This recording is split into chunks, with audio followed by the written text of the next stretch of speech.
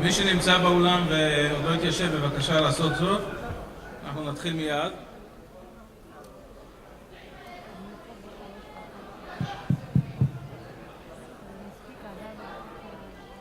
המושב הבא יעסוק במערכות ניווט לווייניות במקומות שונים בעולם. לניהול המושב אני אזמין את דוקטור נילי מנדלבליט. נילי מנהלת תוכניות חלל, תעופה, תחבורה וננו-טכנולוגיה באיסרד. תלמידים בבקשה, או צוערים, שוחרים. נילי מנהלת את התוכנית בענייני חלל, תעופה, תחבורה וננו-טכנולוגיה באיסרד, המנהלת הישראלית של תוכנית המו"פ האירופית. בנוסף היא חברה בוועדת החלל של המועצה הלאומית למחקר ופיתוח, נציגת ישראל בוועדה האירופית של תוכנית החלל של הורייזון 2020, בוועדות נוספות. לפני כן עבדה 15 שנה לפני העבודה באיסרד, עבדה כ-15 שנה בתעשיות ההייטק בישראל, בחברות תוכנה ותקשורת. שימשה בין היתר כמרצה בתוכנית MBA באוניברסיטת בן גוריון. נילי בוגרת האוניברסיטה העברית במדעי המחשב, ובעלת דוקטורט מאוניברסיטת קליפורניה בסן דייגו. מעבר לזה, נילי היא אורחת קבועה בכנס, כבר לא אורחת, היא חלק מהכנס, אז אני מפקיד אתכם בידיים אמונות. נילי, בבקשה.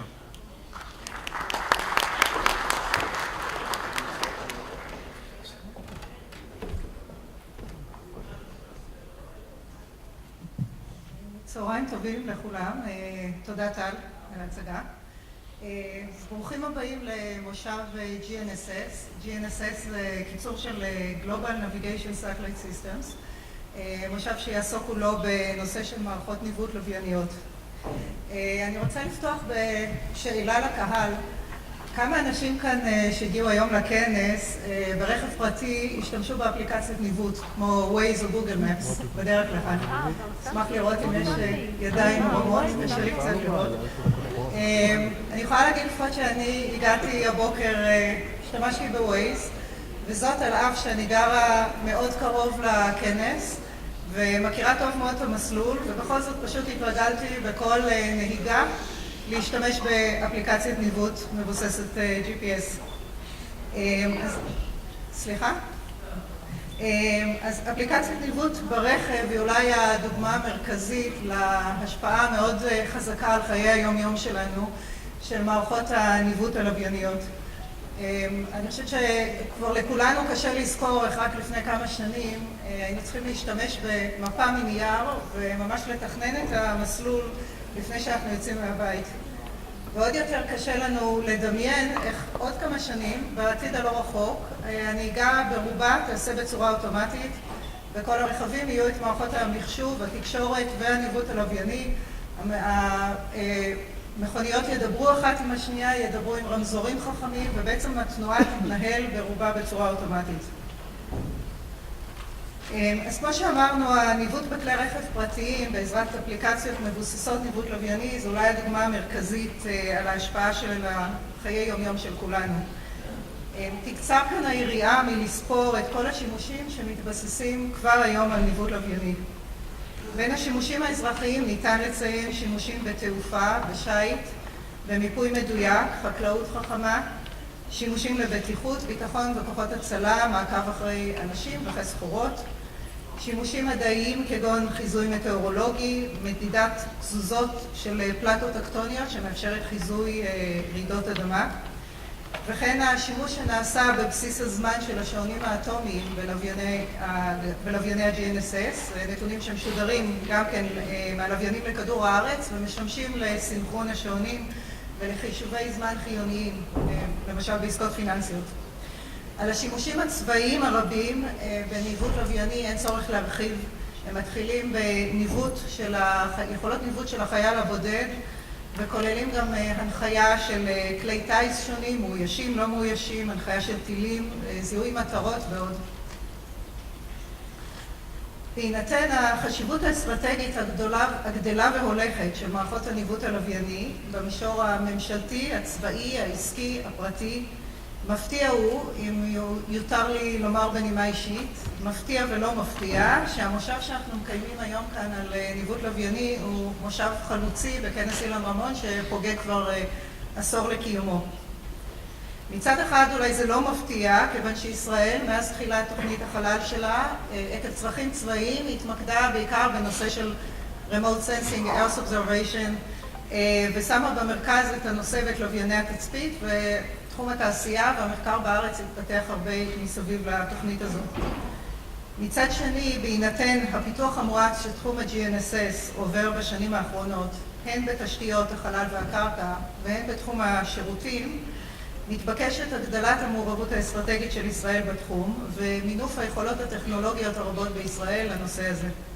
אני מקווה שהמושב החלוצי הזה שאנחנו עושים כאן היום בכנס אילן רמון יתרום מעט בהגדלת הפעילות הישראלית בתחום. עד לאחרונה, ועדיין במקרים רבים היום, העולם מתבסס על מערכת ה-GPS האמריקאית לקבלת נתוני איכון עולמיים. אך כיום נמצאות בשלבי פיתוח ושיגור מתקדמים, מערכות GNSS נוספות, האמורות להוריד את התלות במערכת האמריקאית. מדינות חזקות בעולם מעוניינות להקים לעצמן מערכות ניווט לווייניות עצמאיות מסיבות צבאיות וכלכליות. בין המדינות הללו ניתן להצביע על המערכת הרוסית גלונס, מערכת ותיקה שעוברת מודרניזציה, תהליך התחדשות בשנים האחרונות ונפתחת יותר ויותר לשימוש כלל עולמי. וכמובן המערכת האירופית גלילאו שהולכת ונבנית בימים אילו ועליה נשמע בהמשך המושב. מערכת גלילאו תציע מגוון שירותים חדשניים כגון שירותי SAR, Search and Rescue, דו-כיווניים, בעוד ש-GPS עדיין היום מציע רק תקשורת חד-כיוונית. כמו כן צריך להזכיר את מערכת ביידו הסינית ובנוסף את הופעתן של שתי מערכות ניווט אזוריות חדשות, מערכת לווייני הניווט האזורית של הודו ומערכת ה-Quasi-Zenith Satellite System של יפן. כל מערכת עולמית כזו כוללת קונסטלציה של עשרות לוויינים קיימים ומתוכננים לשיגור בשנים הקרובות. מערכות ה-GNSS השונות שמוקמות בעתה בעולם התחרו זו בזו במידה מסוימת, אבל הן נבנות גם כך שיוכלו לעבוד ולהשתלב יחדיו לכדי פעולה הדדית ומשלימה, אינטרופרביליטי, כדי שיוכלו לספק את השירות הטוב ביותר לאזרחי העולם. הדוברת הראשונה שלנו במושב, גברת שרפת גדימובה, הינה מנהלת ועדת מערכת הניווט הלווייניות במשרד האו"ם לענייני החלל החיצון, אשר מטרתה לקדם את התאימות והאינטרופרביליטי בין מערכות ה-GNSS השונות. תרשו לי לעבור לאנגלית כדי להציג את גברת גדימובה. Mrs. Sharafat Gadimova is the head of the Executive Secretariat of the International Committee on Global Navigation Satellite Systems in the United Nations Office for Outer Space Affairs. Mr. Gadimova has been with the United Nations Office in Vienna since 2004. In our position, Mrs. Gadimova is also leading the organization of the training programs at the United Nations affiliated regional centers for space science and technology education. Mrs. Gadimova holds a BSc in Information Technology and an MSc in Engineering.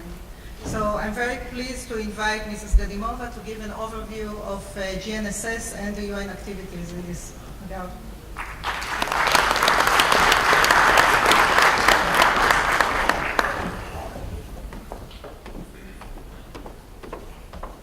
Good afternoon, and thank you, Neil, for this introduction and introduction to GNSS as well. Well, as it has been said, I will be talking about the International Committee on Global Navigation Satellite Systems and what the involvement of the United Nations in GNSS. If I figure out how, okay. Well, a brief background about the United Nations Office for Outer Space Affairs. It is mandated by the First Committee of the United Nations General Assembly and the Committee on the Peaceful Uses of Outer Space, also you have heard already today, known as a COPUS, and its subsidiary bodies, Scientific Technical Subcommittee and Legal Subcommittee. COPUS reports annually to the First Committee of the United Nations General Assembly, which annually adopts General Assembly resolution on international cooperation in the peaceful uses of outer space. Office has two sections, one of them Committee Policy and Legal Affairs section, which is dealing with the members States of the United Nations and the members of the committee, and Space Application Section. In 1999, the Third United Nations Conference on the Exploration and Peaceful Uses of Outer Space was held. At that conference, the Space Millennium, so-called Vienna Declaration on Space and Human Development, was adopted. It has had 33 recommendations, and only one of them were related to global navigation satellite system. I will quote that recommendation. To improve the efficiency and security of transport, search and rescue, geodesy and other activity by promoting the enhancement of universal access to and compatibility of space-based navigation and positioning systems. Later, at the caucus, the member states established action teams to implement these recommendations of the Unispace Treaty. An action team, one of the action teams among 12 action teams, was dedicated to GNSS. These action teams were led by the member states on voluntary basis. The action team on GNSS was led by Italy and the United States of America. The action team functioned from 2001 till 2004. And in 2004, it was decided that the action team will finish its work and recommended to establish International Committee on GNSS.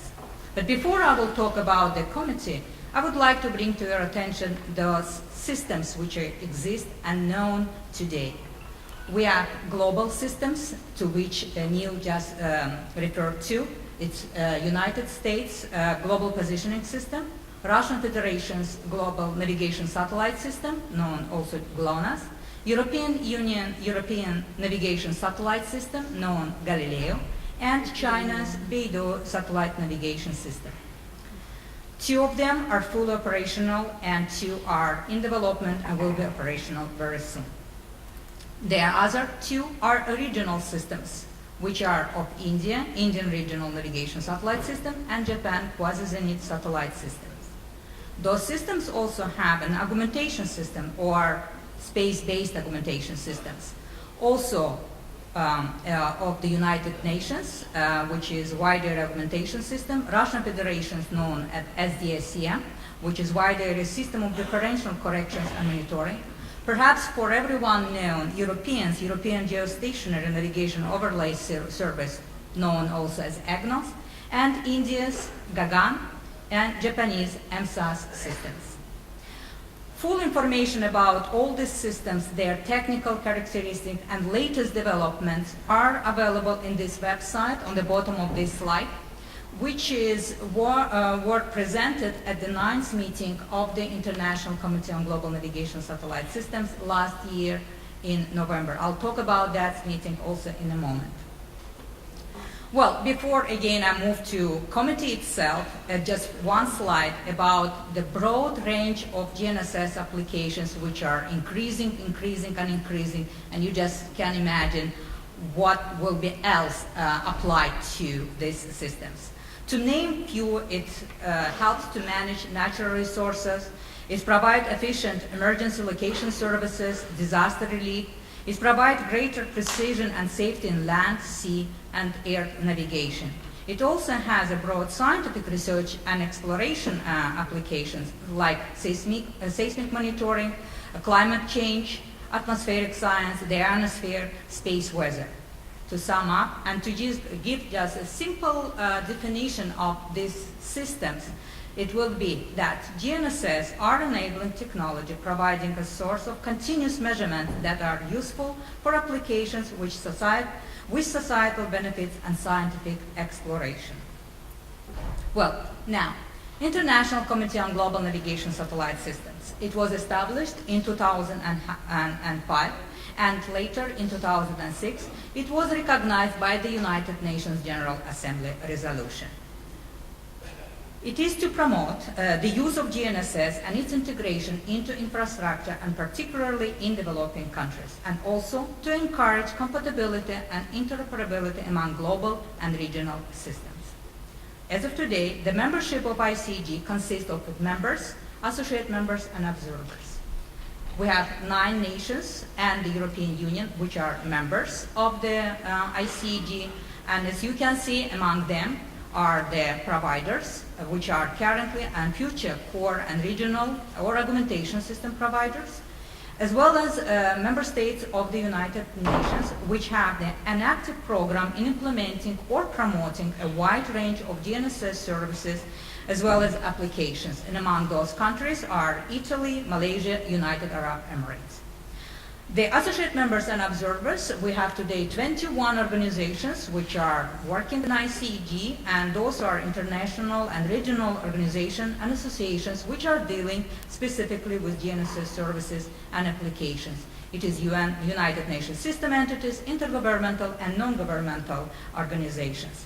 And participation in ICG open to any country or organization which are willing to be engaged in the activities of ICG in implementing or promoting the use of GNSS. Well, ICG meets annually. The first meeting was held in 2006 and it was hosted by our office in Vienna. I will talk a little bit later about the second meeting because there are very important event happened at that meeting, and also would like to bring to your attention the meeting of last year. Again, I will have another slide to report about that, and would like to let you know that the next meeting of ICG will happen this year. It will be our 10th meeting, which will be held in the United States in Colorado. And the Russian Federation and Japan also expressed to host the following meetings in 2016 and 17. The main achievement of the first meeting of ICG that the members of the ICG and mainly the providers agreed and adopted the terms of reference and the work plan. In order to implement that work, 4 working groups were established. The working group on compatibility and interoperability, which deals with the discussions on compatibility and interoperability of the systems, encouraging development of complementary systems, and exchange the information on systems and service provision. That working group is led by the United States and the Russian Federation. The working group on enhancement of GNSS services performance led by India and the European Space Agency, and the working group on information dissemination and capacity building led by our office, and the working group on reference frames, timing and applications led by 3 organizations as IAG, IGS and FIG, which is focused on monitoring and reference station networks. The second meeting of ICG, the importance of that meeting was that the providers of the systems agreed to establish providers forum inside the ICG in order to deal exclusively with the systems. And they also adopted their terms of reference, work plan, and agreement was reached that all GNSS signals and services must be compatible, and open signals and services should be also interoperable to the maximum extent possible in order to maximize benefits of all GNSS users, as well as they look at the principles of transparency. Providers Forum meet in conjunction with ICG annual meetings or as needs arise. The last meeting of the Providers Forum was held in conjunction of the 9th meeting of ICG, which was held in Prague in conjunction with 9th meeting of ICG in November. And at that meeting, they look at the open service information dissemination, open service performance, spectrum protection. And the presentations which have been made at that meeting by the providers as well available on the website of our office. Before I move forward, this is 2 definitions which have been agreed by providers after long discussions at their meetings, and those are interoperability and compatibility. I won't go through those definitions, but in short, interoperability, it means better together than separate, and compatibility do no harm to each other's systems. Well, a few words about the 9th meeting of ICG. As I said, it was hosted by the it was organized by the European Commission and hosted by the European GNSS Agency in Prague. The agenda of those annual meetings, it's simple, looks like simple, but there are a lot of things happening, and it's very, very comprehensive. We have the plenary sessions where we will hear all the latest developments in the systems. And again, I would like to refer you to the website where you can find those technical presentations about the systems and new developments. Also, as I said, the Providers Forum took place at that time. And we had also the expert seminar organized in conjunction with this meeting, where mostly looking at the applications of GNSS, science and technology applications. And one of the new approach or new presentations or field which was presented there is GNSS market opportunities as well. And the working groups, of course, had their meetings in order to look at the progress on implementing of their work plans. Again, all information available in that website, which is unusa.org. Here I have several slides which are referring to the recommendations of the working groups. That's what's happening in ICD. The working groups, after looking at their work plan, they make recommendations and look at what has been achieved and what else should be done in their working groups or in the specific topics they are dealing with. Well, I'll just bring to your attention a few of them. Again, full information is available on the website and the reports, as well as the presentations which were made at those working groups. Maybe I would like to bring to your attention the evaluation development of interference detection and mitigation capabilities. The recommendation basically said that to evaluate existing and emerging interference detection, localization, and characterization capabilities, and consider developing, testing, and implementing these or similar capabilities in the nations or regions of the world. Also, they look at the crowdsourcing interference detection and localization techniques. The other recommendations, again, they're related to the spectrum protection as well as open service monitoring. They would like to have the information portal where all the existing service centers of GNSS will be presented, and the link between them, so that everyone can have an access or to refer to the providers as needs arise with any questions. That's what this recommendation is about, and we are going to implement in the next year or this year. Will be reported it in the 10th meeting of ICGs what we have achieved so far. Then there are these recommendations of the working group B. The one of the recommendations as well I would like to bring to your attention is the NECWIC ionospheric model, which is related to distribution to the service providers and users, the document providing the detailed description of this algorithm implemented in Galileo for the correction of the ionospheric error in single frequency users. Might be useful to use in some of the applications as well. The working group C, which, as I said, led by our office, and I would not go through our recommendations, but I would like to bring to your attention later on the program which is led by our office based on these recommendations and the work plan.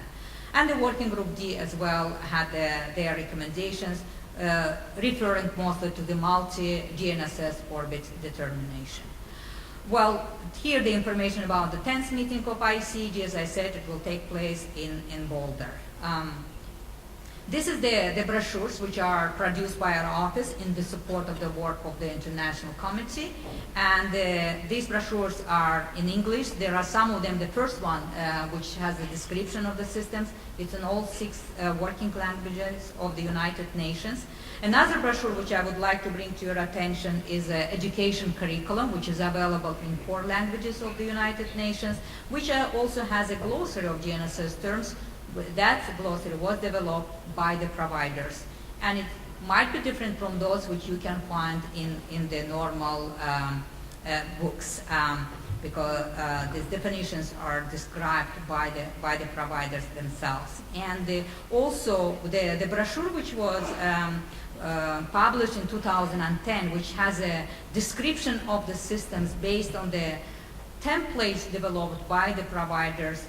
It is now in the edition, and we will be published hopefully this year, by the end of this year, new edition of this book, which will have the new the information about the systems, what's happening now, because 2010 for the providers is already outdated because there many things happened, and even since 2010 we have now 2 full operational systems, and Galileo and Beidou also are moving very fast.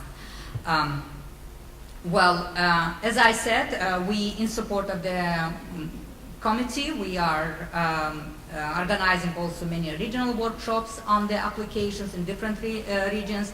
It happens every year, and the one which will happen this year, it will take place in May in Russian Federation.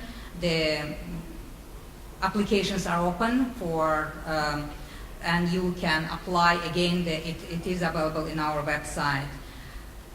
And also we are organizing some seminars on the GNSS technologies as tool for scientific applications. The 2 activities will take place in Italy at the premises of the International Center for Science and Technology in Trieste.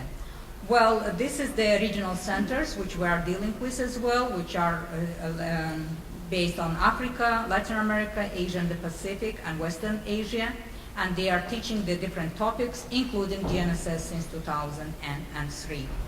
Well, with that, I conclude my presentation. ICG also adopted its mission statement, and at 9th meeting of ICG last year, it's adopted also its vision statement.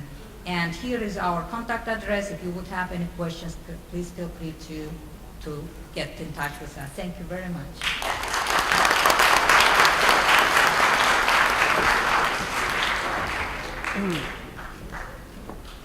Thank you, שרפת. טוב, אחרי ששמענו סקירה עולמית על תחום ה-GNSS ופעילות האום, אנחנו נעבור עכשיו להתבונן במערכת האיחוד האירופי, המערכת שהאיחוד האירופי מקים, מערכת גלילאו והמערכת המקדימה אגנוס, כשמערכת גלילאו, כמו שציינתי, צפויה לתפוס מקום מרכזי בשנים הקרובות וכוללת מספר שירותים חדשניים.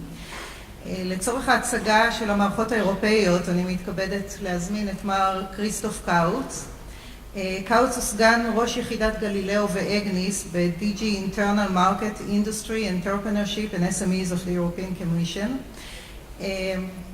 זו היחידה של הנציבות האירופית שמנהלת את פרויקטי הניווט הלווייני האירופאיים.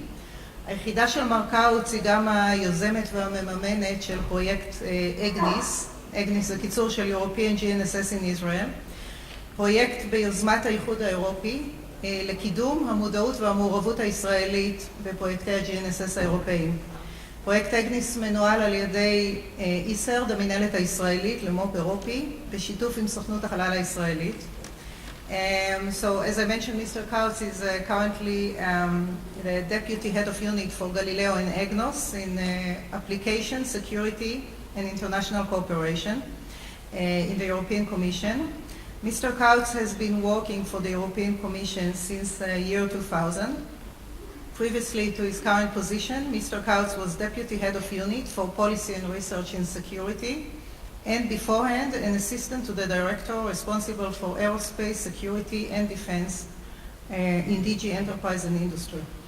Before joining the Commission in 2000, Mr. Kautz worked as a public affairs consultant in Brussels.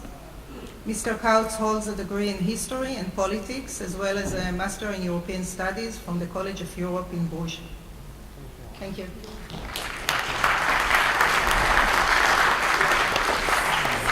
Thank you very much, and thank you for the organizers for inviting me. I feel very honored to come to this prestigious conference. As it was mentioned, in the EU we have got in fact 2 satellite navigation programs. And I want to start with the one called Egnos, which is a space-based augmentation system, whereby we augment and improve the GPS signal. First thing to say is that evidently if you want to have users, you need to offer a service.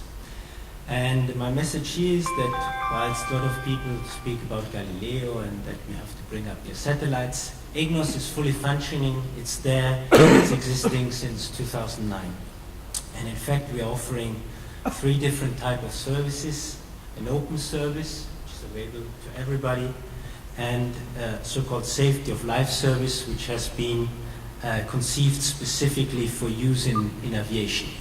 And I will show you some slides later about how many of these services are already used in aviation in Europe. And then we have a third service, which is called Egnis Data Access Service, which is basically you can get the augmented GPS signal through the internet. So it's not relayed via geostationary satellite, but you can get it directly through the internet. Now, a word on governance and financing. This is something that always excites bureaucrats, you perhaps a little bit less, but nevertheless, for complete sake, just to explain to you how we organized. It was said, I work for the European Commission.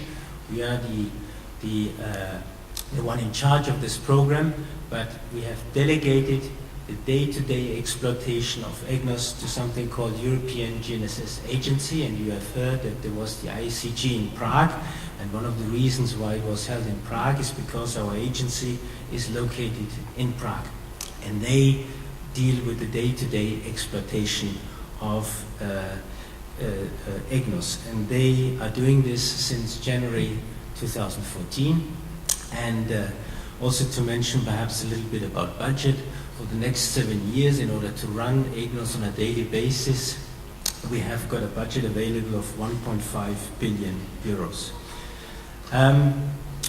For those of you who are more engineer-minded, a word about the system architecture. It basically works like most augmentation systems. So we capture the GPS signal via so-called ranging and integrity monitoring stations. We have got more than 30 of them. And in fact, what is perhaps interesting to say here is that we are about to build a RIM station in Haifa, and thanks to the good help of our Israeli friends, and I want to thank them here to make it possible to have a RIM station also in Haifa. Then these signals that are captured by the RIM stations are sent to a mission control center, where they process the GPS data to determine possible errors, and then these corrected GPS data are sent through an uplink, through uplink stations to our geostationary satellites. And in fact, this is, if you want, what the infrastructure looks like. So we have nearly 40 RIM stations. We have at the moment 4 geostationary satellites, where about 2 are in the commissioning phase. And in fact, the last one, the Astra 5B, that was launched in Kourou in March 2014. And then, as I said, we have these mission control centers and these uplink stations. A word on the users, because Nearly rightly said that there are a lot of possible uses that can be made with satellite navigation. I will try to concentrate just on 3, because they are the ones which are mostly used by Egnis users. So one is, as I said, we have the safety of life service, which is specifically conceived for aviation. And in fact, we have today around 86 airports in Europe that are equipped with Egnis, allowing aircrafts that are themselves equipped with Egnis to do Egnis landing procedures, LPB. And we have got at the moment 155 such landing procedures across Europe in place. And our target is to have roughly 320 such landing procedures in place by 2016. The advantage is evidently in particular for regional or smaller airports that you don't need a massive ground-based infrastructure, because you can do it via satellite. So it's much more cost efficient if you want to do instrumental landing. There is more and more uptake, as I just showed you the landing procedures, but apart from that, you can also see that air navigation service providers try to integrate more and more Egnis into their working methods and their landing system infrastructure. Also, if you look at the end user, like Airbus, they are now offering on their A350 Egnis-aided landing as an option. And we know that out of the 750 firm orders they have received, most have chosen Egnis option. Road is also interesting.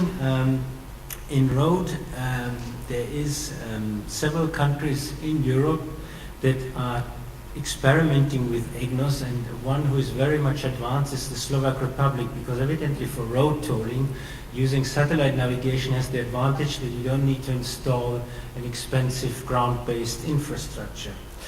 And in fact, the Slovak Republic has just enlarged its road tolling system to basically cover all the major roads. And you can only do this via satellite navigation, because you can imagine, in order to install a ground-based infrastructure for road tolling on thousands and thousands of kilometers of roads is very expensive.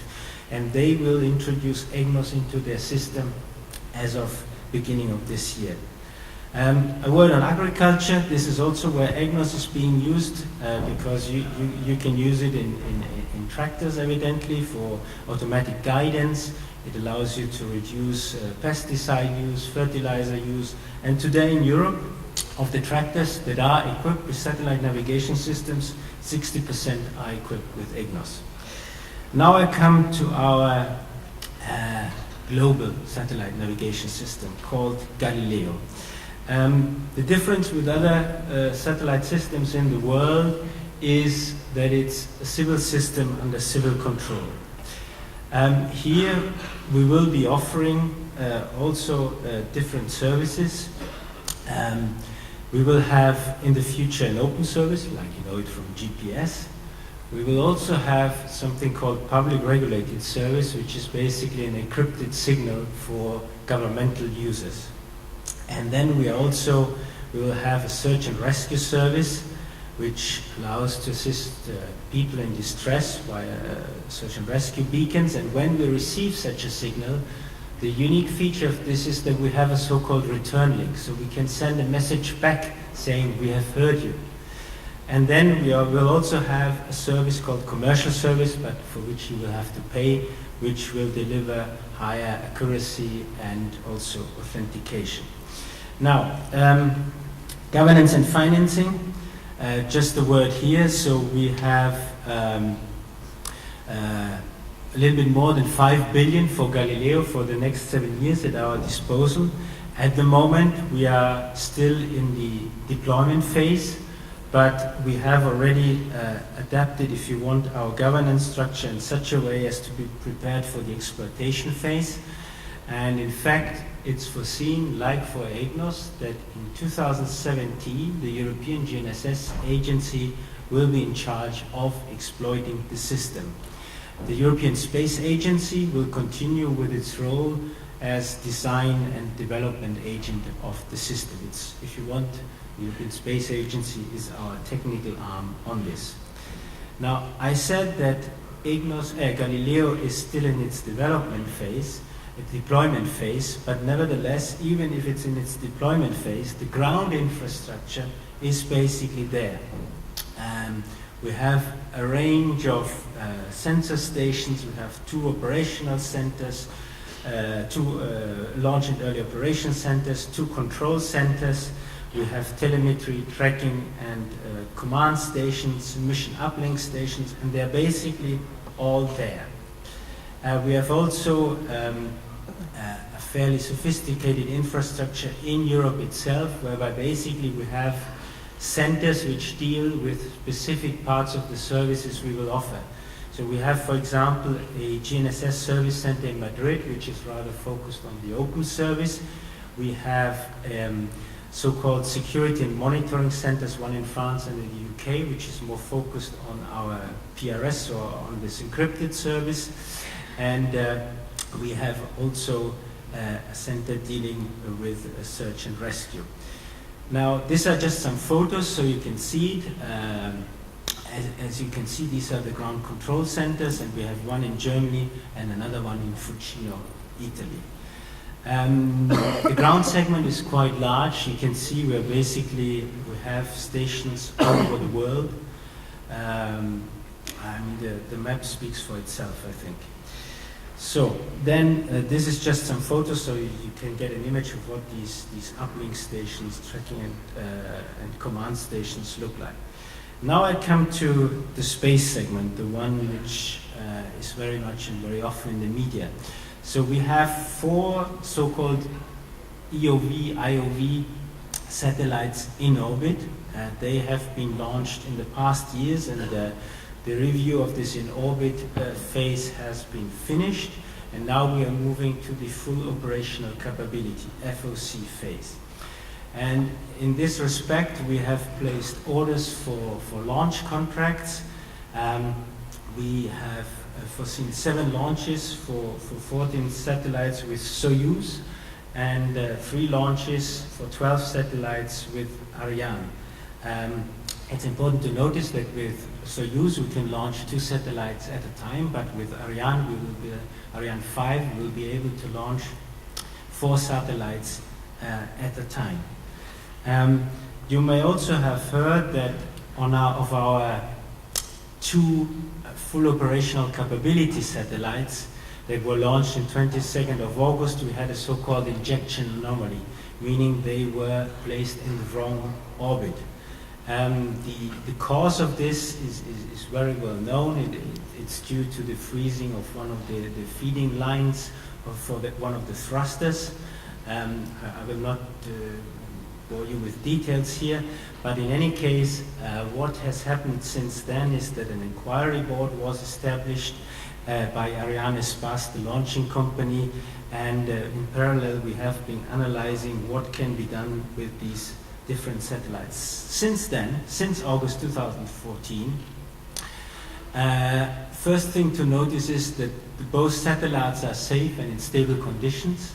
One of these satellites we have already started to maneuvering into a better orbit. So the orbit is elliptical. The new orbit which we have chosen is still elliptical, but much better than the one where they have been launched into. And since then we have also been able to already do in-orbit testing on this first satellite that we have moved, and the testing showed that the satellite is in healthy condition. It's working perfectly well. We have been able to already calculate the position fixed using our 3 IOV satellites and this FOC satellite. Now, as regards the future satellite deployment roadmap, evidently this injection anomaly has not helped so much, but since then a lot of work has gone into establishing a new satellite deployment roadmap, and in particular a return to flight roadmap. And I'm happy to be able to tell you today that I've just been informed 10 minutes ago from Brussels that we will resume Galileo launches as of March this year. I think this is very, very good news also for potential users. And with that, I come to say a word on the user segment. So as I already said, we have a service center in Madrid, which is sort of the eye to the outside world, which publishes also notice advisory to Galileo users. And then we are also working evidently on a series of documents that you need if you want to use Galileo. Most important, the Galileo Open Service Signal in Space Interface Control document, which is very important for chipset manufacturers. We have one, it's online, and it's being revised, notably in order to facilitate the licensing scheme that was applicable so far. This is not enough for us. We also try to help chipset manufacturers to familiarize themselves with Galileo, and so we are doing test campaigns together with chipset manufacturers with the help of the European GNSS Agency and the European Space Agency, and you can see here some information about it. But still, this is not enough for us. We want to go further, so we are also financing research into applications, be it now Galileo or Egnis. And these calls are open. These calls are also open to Israeli entities. Israel is an associate member to associate country to Horizon 2020, and I'm very happy to say that in the first call that we had, 2 projects were selected where we have also Israeli participation, and so I encourage you to participate also in the second call, which is open. You can see the budget here, and this call will close in April this year. Last word about the future. Well, for 2015, for us it's important evidently to accelerate the deployment of the Galileo constellation, and at the same time we're preparing early services whilst continuing infrastructure deployment, and we will also further work on the commercial service, which is the one, if you want, which is the least developed. And we are also thinking, because space is a long-term business, about a long-term evolution plan for Galileo. I allow myself perhaps to close with a quote from Harry Truman, ex-US president, because I think it gives good idea about the state of mind we are in. He said, "A pessimist is one who makes difficulties of his opportunities, and an optimist is one who makes opportunities of his difficulties." And we're definitely in the business of being optimists. Thank you very much.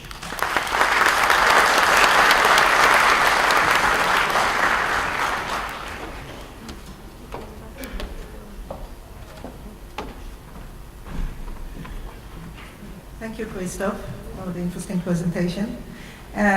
המצגת של כריסטוף קאוץ הציגה בפנינו בחצי הראשון שלה, אם ראיתם, את מערכת אגנוס, שזו המערכת המקדימה לגלילאו. זו מערכת SBAS, Space-Based Augmentation System, בעצם מערכת שמגייסת אמצעי עזר, רשת צפופה של תחנות ניטור קרקעיות, שמאפשרות את שיפור הרציפות, האמינות והדיוק של נתוני האיכון המסופקים ממערכות GNSS קיימות. או ה-GPS בגלונס. וכפי שמר קאוץ ציין במצגת שלו, השלמות ורמת הדיוק של הנתונים הכרחית כאשר מדובר בשירותי safety of life, שירותים שבהם דיוק הנתונים קריטי לחיי אדם, דוגמה עיקרית בתחום התעופה, בעיקר בנחיתת מטוסים.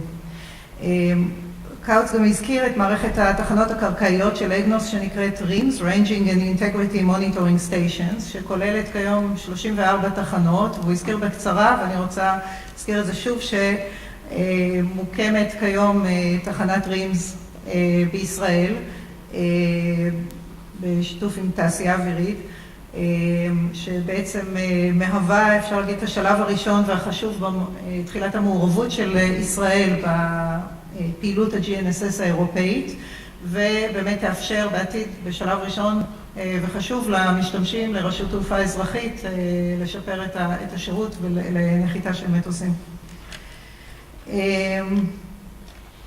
הזכרתי גם קודם את החשיבות האסטרטגית ברמה הלאומית של מערכות GNSS ואת הפוטנציאל העסקי שלהם. אנחנו נעבור עכשיו להתבונן בנקודת מבט לאומית של מדינה אחת, של מדינה חברה למועדון מדינות הים התיכון, פורטוגל, ואני שמחה להציג את נקודת ראות של פורטוגל, את מר ז'ואאו רומנה, שהוא גם קולגה שלי בוועדות האיחוד האירופי בבריסל. Mr. João Romano is presently working for the Ministry of Education and Science of Portugal and is the national delegate for Horizon 2020 Space Committee and for SST, Space Surveillance and Tracking Committee. Mr. Romana has a background on space physics and GNSS, remote sensing and geophysics from Lisbon University. During his professional track, he was formerly a researcher, entrepreneur, and trainer for SMEs and has worked in the space and ICT industries in Portugal. Please, João. Thank you.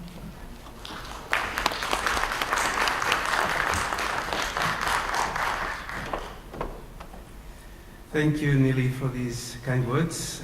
It's my pleasure and honor to be here today. I've been here in the past, and I can tell the uniqueness of these event, and I would like to start by thanking, which I did. Next, to say that say good afternoon, ladies and gentlemen, and especially one thing that you missed in my former, let's say, former track record, say good afternoon to the students, and this is one of the uniqueness of this conference, which I very much appreciate. So on the national perspective that I bring here today, I would like to raise attention to 3 points in the agenda that I would like to raise awareness to. The first is to complement a bit the story that was just told by Couts. The second is, let's say, our strategic drivers on how do we see it nationally as a strategic driver for Galileo and the European GNSS system. And the third is to give you some ideas what is being done nationally and how much is that impact that Neely has just mentioned. Just to wake you up for the decision that was taken in Europe to develop this Galileo and Egnis over the season. This was taken due to two political decisions. One was a terrible accident that happened back in 1988, where a flight was intersected by a Russian fighter due to a cause. The cause was a deficient onboard inertial system, meaning that the position of the airplane was wrongly calculated, and that means it was flying over a non-segregated airspace. At this point, Europe decided to invite the US for these discussions, and the Pentagon actually refused this, but it means Europe didn't stop here and decided, as Couts has explained, to move forward with two components, system of two components, Galileo and Egnis. I'm not going to spend time here because Couts has addressed this, only just to say that initially in this system, in the Galileo component, some countries, I would say most countries, have done a very huge effort towards having safety of life, which you just heard about. It's the complement to the ILS system, so it's assisted landing and assisted positioning, high precision positioning. It was actually removed from this component, and it was basically brought into the Egnis side of the EGNSS. This map here shows basically where the RIMS stations, and you have it here, integrity monitoring stations and the mission control centers, and Couts has just mentioned before where they were.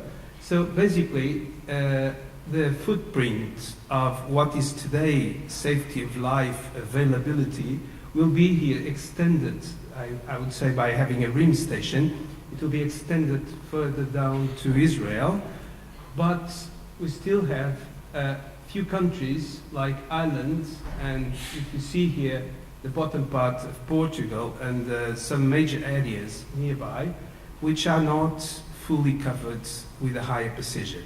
So even in European terms, it's still not there, but Egnis, as you see, it's limited. This leaves out a problem with large remote areas where safety of life service is in that box contained in Europe. Okay, so safety of life service, just to bring it down, means in terms that by 1999, the European Commission reported this is critical service to duplicate the vertical guidance in landing for aviation. In 2013, when discussing the Galileo, the European GNSS regulation, it was considered to be fairly expensive to put it on the Galileo, and then it means transfer to Egnis. Like we said, Egnis is geographically limited, means it is not assured in extreme European land and oceanic areas. These two services, one is very important for general aviation and for what's called helicopters and business jets, which are lighter, don't have so much equipment. And the bottom-down one, it's got to be interoperable, like we've seen before by UNOSA's decision and recommendations. What are the strategic drivers in EGNSS? Well, better air navigation service over North Atlantic is one, of course. You see here, Europe and between the two, you have a large footprint along the Atlantic, just as an example. All other oceans have similar issues, which means a lot of traffic is happening.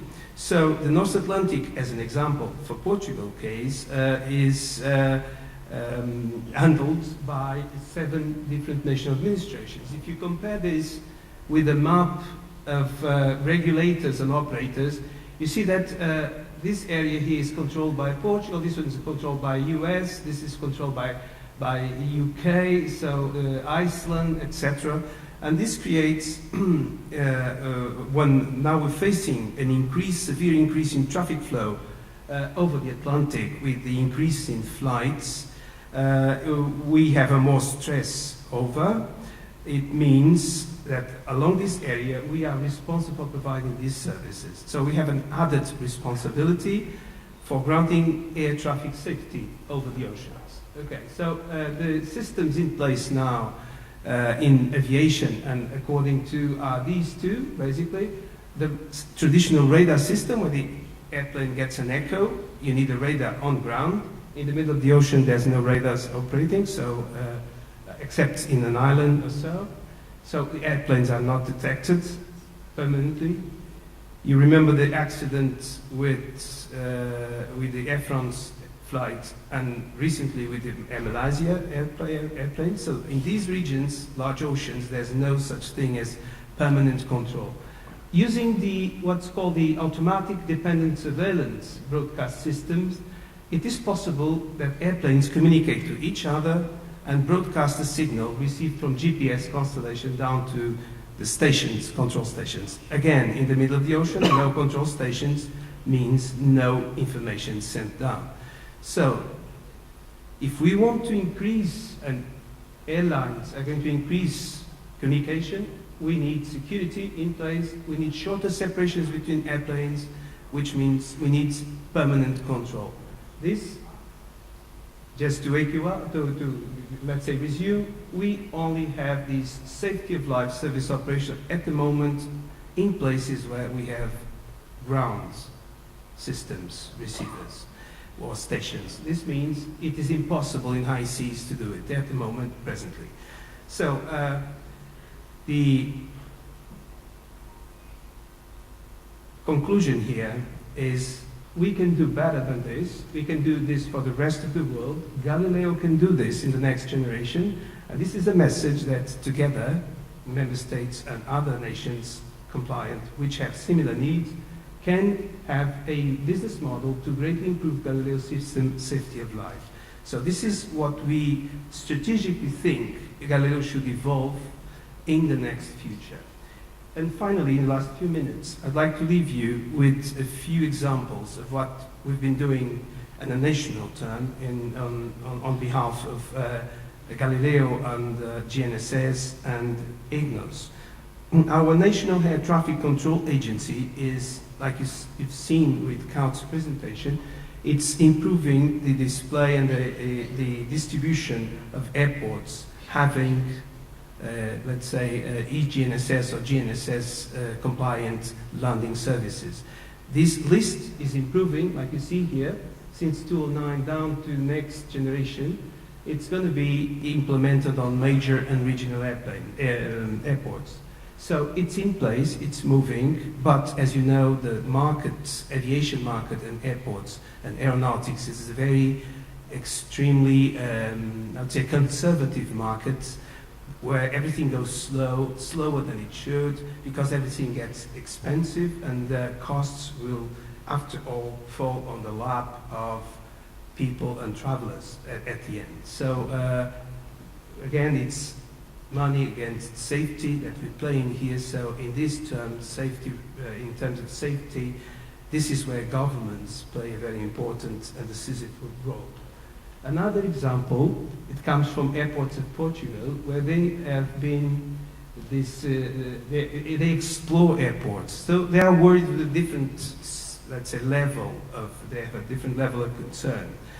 And they are concerned about what's called safety fleet management, safety, so operations down at the airport level, integrating management in the airports, communications and guidance of vehicles at the airport plate, movement and guidance. So these projects, conducted by ANA, this airport of Portugal, target this type of operation. So they use GNSS and Egnis for global coverage, surveillance, vehicle drivers at airports and controlling them, ground infrastructure equipment. Another project they're conducting is on runway safety and decision support, so having to decide if the plane leaves or not according to traffic decides it. Another example of a project led by Anna again is on what's called the apron safety fleet management. So it's an integrated vision for fleet management at the airport, integrating every asset. And finally, they have created a global package, which they call A-Guidance here, and they are promoting it in different commercial airports all over the world. So this is an example of what, in benefit of industry, GNSS can help matters. Different perspective from a private R&D institute connected to university is given by projects on road transportation, maritime transportation, and what we call law enforcement projects.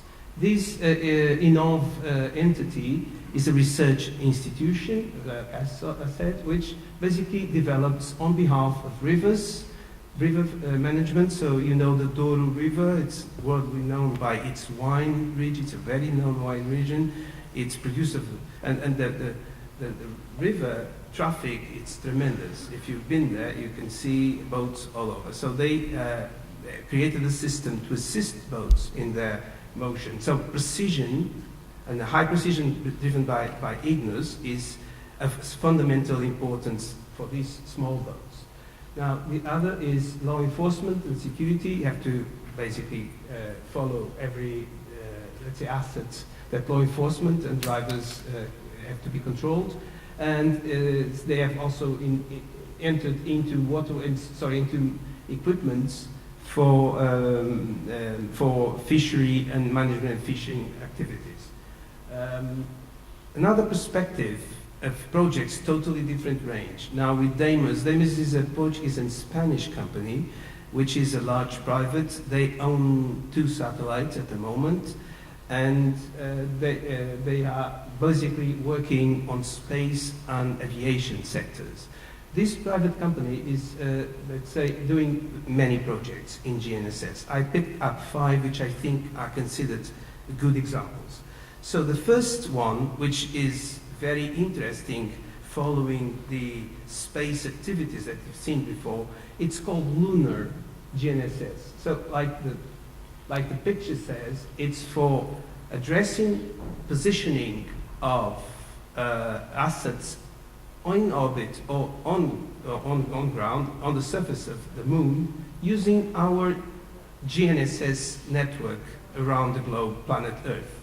So the weak signals do get to the moon, and we can use them for real-time and positioning of assets on the moon. So this is good news, means any moon mission, like the tender that is now being issued, and it's open still to next year, I guess, can eventually use, and the rovers, either the orbiters, can eventually use our GNSS systems to guide them to the right spot and to get to the position. So this was a very interesting project done by Deimos to ESA. Now another totally different one is called Corridal. This is an H2020 project that was won by Deimos on the first call on H2020 in GNSS. It's on positioning and reflectometry combined to forest management. So it's a receiver that looks up for positioning, down for reflective signal from the forest canopy, and tries to infer to understand what is going, what type of parameters can be redrawn.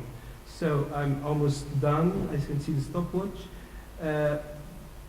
Another one is this grip receiver for small UAVs. So they are developing receivers. And the other one, which I guess it would be very interesting for maritime application, and especially for Mediterranean waters, is a new way of, and I'll show you on this one, is a new way of a new technology for remote sensing of the surface of water surfaces.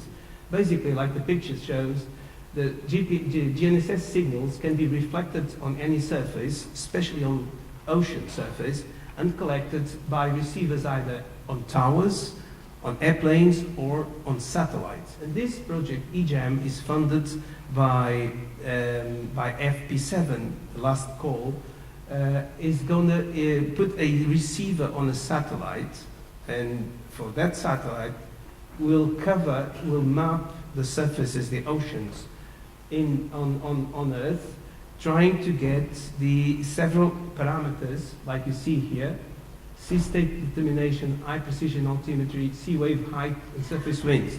So this could be a very good way of determining parameters of the oceans using passive signals from GNSS. So this is a totally different application now coming to life. And finally, just leave you with this slide.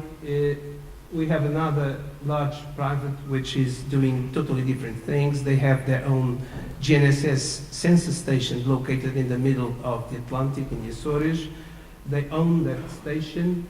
They also are within what's called the central processing unit of Galileo, so they know the system from the inside. So they are the insiders of the, if I can say that, so the technological branch.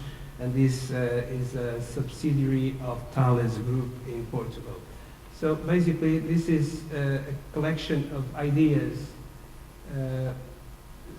This is applications that I just mentioned, the collection of ideas that I brought from our, let's say, our community, just to give you insight of how important GNSS is to us.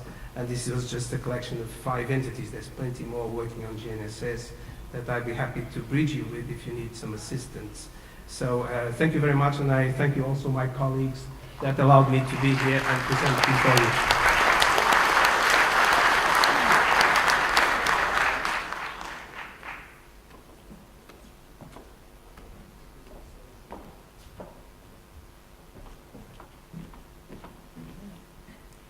Thank you, Joe, for the presentation on Portugal and the activities in the industry and research. לסיום המושב נעבור לנקודת המבט הישראלית. לישראל פוטנציאל רחב להשתלבות בעולם ה-GNSS העולמי, הן בפיתוח הדור הבא של תתי המערכות ללווייני ה-GNSS ולמקטע הקרקעי, ומספר חברות ישראליות כבר מעורבות בפרויקט גלילאו, למשל חברת אקיוביט המספקת את השעונים האטומיים לתחנות הקרקע של גלילאו, ורפאל שמספקת מערכות הנעה, והן בפיתוח אפליקציות חדשניות מבוססות נתוני GNSS. לישראל המכונה גם אומת הסטארט-אפ, the Startup Nation, חוזקות ידועות בתחום התוכנה, התקשורת, ניהול נתונים ופיתוח אפליקציות למשתמש הסופי, והדוגמאות של Waze ו-Get a Taxi הם רק 2 דוגמאות מוצלחות מישראל לאפליקציות GNSS. בשנה שעברה, ב-2014, בחסות פרויקט אגניס של האיחוד האירופי, השתתפה ישראל בתחרות גלילאו מאסטרס. זו תחרות שתרה מדי שנה אחרי רעיונות לאפליקציות חדשניות בתחום הניווט הלווייני. בתחרות האזורית בישראל, שנוהלה על ידי איסרד וסוכנות החלל הישראלית, השתתפו 16 מתחרים שהציגו 16 רעיונות חדשניים לאפליקציות מבוססות GNSS. מתוך 16 הרעיונות עלו לשלב הגמר 5 הצעות. אנחנו נשמע מיד מצגת של ההצעה הזוכה בישראל של חברת מוביט. אני רוצה להזכיר את החברות הנוספות שהיו ברשימת הגמר בשורטליסט.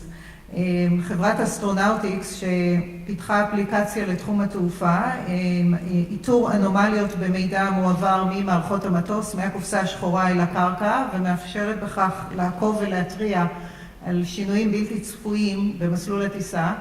אולי מערכת כזו המטוס המלזי לא היה נעלם בצורה מסתורית. חברת קאוואץ' שמפתחת מערכת לתחום החקלאות, למעקב אחרי עדרי פרות הרועות בשטחי מרעה גדולים ובלתי נגישים לחקלאים. חברת סיטיזן המפתחת מערכת דיווח אורבנית מבוססת רשת חברתית ונתוני מיקום. וגם אלגוריתם בפיתוח של שני חוקרים באקדמיה, דוקטור בועז בן משה ועמית דביר, לשיפור דיוק מערכות הניווט בנהיגה באזורים אורבניים צפופים, שם קשה לקלוט את הסיגנלים של ה-GNSS. את ההצעה זוכה בתחרות הישראלית 2014 יציג את מר דניאל כץ, מנכ"ל חברת מוביט. המדובר בפיתוח של שעון יד עם מסועת חירום מוקטנת שמשמשת לחילוץ בשעת צרה. המערכת מיועדת להשתלב בשירותי הסאר, Search and Rescue, של מערכת גלילאו האירופאית. ההצעה של מוביט ייצגה את ישראל בכבוד בתחרות הכלל אירופאית של מאסטר גלילאו 2014, ואני שמחה גם לבשר שמוביט זכתה ב-2014 במענק יפה ויוקרתי מהאיחוד האירופי בתוכנית הורייזן 2020. מר דני כץ הינו מהנדס אלקטרוניקה העוסק בפיתוח מערכות תקשורת וניווט רדיו מעל ל-30 שנה. דני המציא ורשם מעל 10 פטנטים, מנהל היום את חברת מוביט טלקום ומרצה במכללת אפקה. בבקשה דני.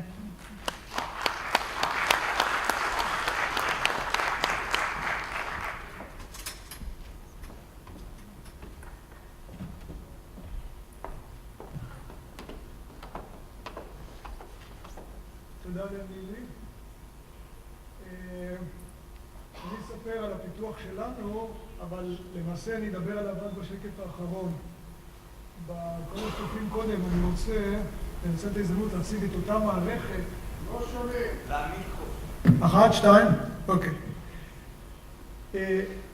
אני רוצה להציג בעיקר מערכת שאנחנו רק מתחברים אליה, אנחנו פיתחנו בה איזשהו טרמינל, אבל זאת מערכת שקיימת כבר המון שנים והיא ראוי שאנחנו נסתכל עליה. טוב, קודם כל אני אדבר על הצורך של המוצר שאנחנו פיתחנו. הצורך הוא חיפוש והצלה של אנשים במצוקה. אנשים במצוקה, כלומר בסכנת חיים, ובפרט במקומות מרוחקים, למשל באמצע האוקיינוס, ששם האתגר, ברגע שאדם נקרא למצוקה, הספינה הטובה, אותו אדם פתאום חולה, גם להתריע, להגיע לאותם גופים שיכולים לעזור, כלומר, אתגר של תקשורת, ואחר כך שכוחות החילוץ יגיעו לאדם, שזה יכול להיות באמצע האוקיינוס. דוגמה למשתמשים, שייטים בעיקר, אנשים שהם פעילים בשטחים מרוחקים, זה יכול להיות מאנשים שעוסקים בספורט אקסטרים, מטפסי הרים וחוצים את פריז דקר או משהו כזה, ועד לטיילים, פשוט מוצ'ילרוס שיוצאים לטרק בהודו, בניפאל, אנשים שעוסקים בתעופה, ומה שחסר בשקף הזה אולי זה גם אנשים שלובשים חקי, כי זה צורך צבאי מובהק, אבל זה לא מסתדר יפה עם הצבאים, אז לא כאן. כמובן תלוי בפתרון, אבל אם הפתרון הוא מספיק אטרקטיבי, אז אפשר לדבר על שוק של בסביבות 30 מיליון אנשים בעולם שצריכים כזה מוצר. טוב, עכשיו המערכת. תראו, ההיסטוריה של חילוץ והצלה בעולם היא ארוכה מאוד, כי הצורך הזה הוא צורך שהוא אימננטי. ובמשך השנים פותחו בעולם גם טכנולוגיות, גם פרוצדורות וגם רגולציה, בוא נגיד. והמערכת הזאת היא דוגמה אולי הכי מובהקת והחדשה, אבל נגיד המצאת הרדיו בתחילת שנות ה-20 היא הייתה מהותית בקטע הזה, וכמובן אחר כך הלוויינים. לא הרבה אנשים יודעים שהטיטניק למשל, זה היה אסון גדול, אבל כמה מאות אנשים ניצלו בזכות רדיו, בזכות שידור מצוקה שהגיע ליבשה. ב-1982, אחרי שגילו את היכולת של לוויינים לעזור לתקשורת, הקימו את המערכת הזאת. בשקף הבא אני אדבר מי הקים ואיך. השקף הזה מתאר את הארכיטקטורה ואת הטופולוגיה שלה.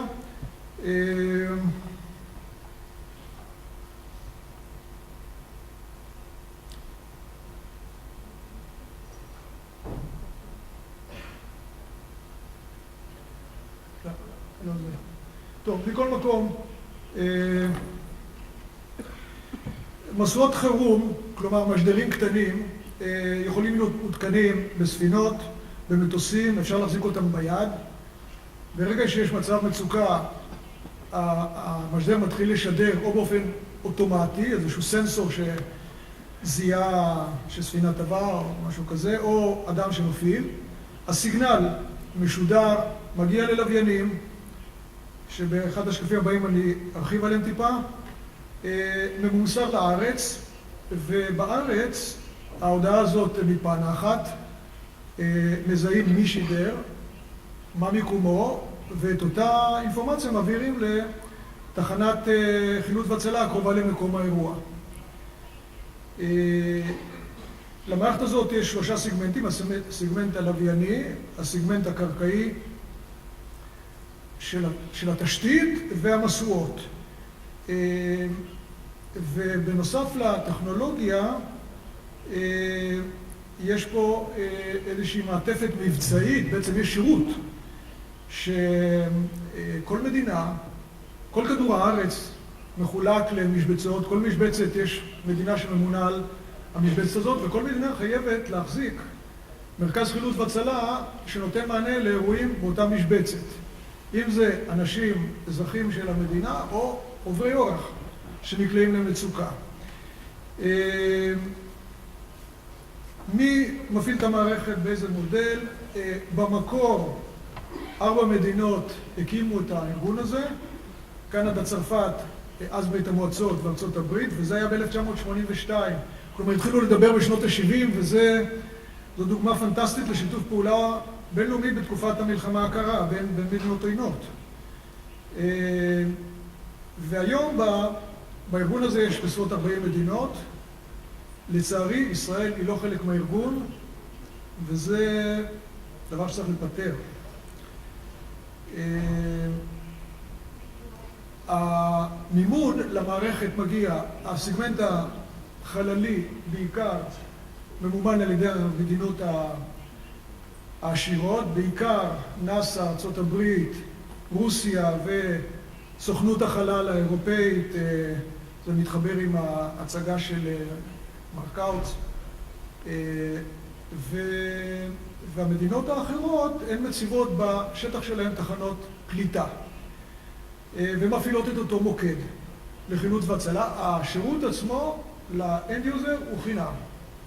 מה שהאנד יוזר צריך לעשות זה לקנות טרמינל קטן בעלות של כמה מאות דולרים, כמה מאות יורו, ומפה יש לו ביטוח. הנה, כך נראית תחנה של משמר החופים האיטלקי, שמהם ישראל שואבת אינפורמציה אגב, כי היא לא מחוברת ישירות למערכת, וככה נראים הטרמינלים. עכשיו, יש בו רגולציה. בעולם כל איירליינר, כל מטוס נוסעים, חייב להתקין משואת חירום, זה נקרא ELT, 1 או 2 נדמה לי. כל אונייה מה-300 טון חייבת לשאת איתה משואת חירום ימית שנקראת EPIRB, והמשואות הידניות שאנחנו רואים בצד שמאל, הצהובה, הן בדרך כלל אופציונליות. אין אותן משואות לטיילים וכו'. וכאן אנחנו נכנסים לתמונה. זה השקף שמתאר את מה אנחנו עשינו פה במערכת, מה אנחנו עוד עושים. קודם כל אנחנו מפתחים טרמינל. אותו שעון יד. אנחנו חושבים שמבחינת הצורך, אדם נקרא למצוקה הרבה פעמים כשהוא לא מוכן. ואם יש מערכת כל כך משוכללת, אבל אין לו את הטרמינל ביד, הוא נופל מספינה או מתגלגל במדרון שלג או משהו, והטרמינל לא עליו, אז אז לא השגנו כלום. ולכן אנחנו תכננו טרמינל שהוא יהיה לביש. שיהיה קומפקטי, שיהיה ידידותי, ואני מפליג חודש, אני מחזיק אותו עליי. אם אני טס, אני שם אותו עליי. האתגר הטכנולוגי הוא לא קטן, הוא צריך לשדר אפילו על לוויינים גיאוסטציונריים. אגב, היה לי פה שקף של אני רואה שנעלם השקף. נדבר רגע על הלוויינים אולי, לפני שנחזור לשקף האחרון. יש במערכת הזאת, במקור, הרימו 6 לוויינים נמוכים, שהם איתרו את המשואות באורביטים פולריים, והם גם איתרו את המשואות, 1982, לא היה GPS. הם עבדו עם דופלר. אחרי כמה שנים תפסו טרמפ על לוויינים גיאוסטציונריים, באילמרסט וכאלה, וכמובן היתרון של הלוויינים הגיאוסטציונריים שיש להם פוטפרינט הרבה יותר גדול. מצד שני, הוא לא יכול לאתר בעצמו, אלא הוא כבר נשען על ה-GPS.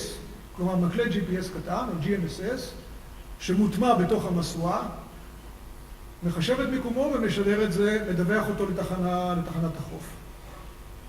והבשורה הגדולה של אותה מערכת קוספס-סרסט היא שבשנים האחרונות, 3 מערכות הניווט העיקריות, ה-GNSS, GPS, גלילאו וגלונס, נרתמות לשירות גם Search and Rescue. הדור החדש של לווייני GPS, בלוק 3, הוא תומך בפונקציה הזאת. יש כבר לוויינים בשמיים שהם כבר בניסוי. האמריקאים קוראים לשירות הזה DAS. לווייני גלילאו ייתנו שירות דומה, והוא נקרא סאד גלילאו, וגלונס ייתן גם שירות דומה. והשירות יהיה אופרטיבי, הסיגנלים כבר נקלטים, אנחנו כבר עושים ניסויים, ב-2018 השירות יהיה אופרטיבי. וכשזה יקרה, כמעט 100 לוויינים ישרתו כל אחת מהמשואות, יספקו יכולת לאתר באופן מיידי כל נקודה על פני כדור הארץ, ולהעביר את הודעת המצוקה תוך שנייה למוקד המתאים. ואם מסמנים לי שאני צריך לסיים, אז אני אגיד 2 מילים מה אנחנו עשינו. עשינו טרמינל, פיתחנו טרמינל, ואנחנו גם מעורבים בעוד 2 אלמנטים של המערכת. בתקשורת, יש פה איזו אפשרות לשפר קצת את סכמת התקשורת, ובתחנות הקרקע. וב-2018 אני חושב כשיגידו GPS או GNSS, אני לא יודע להשתמשו באותה מילה, אז באותה נשימה הפונקציה הזאת תהיה בה. תודה רבה.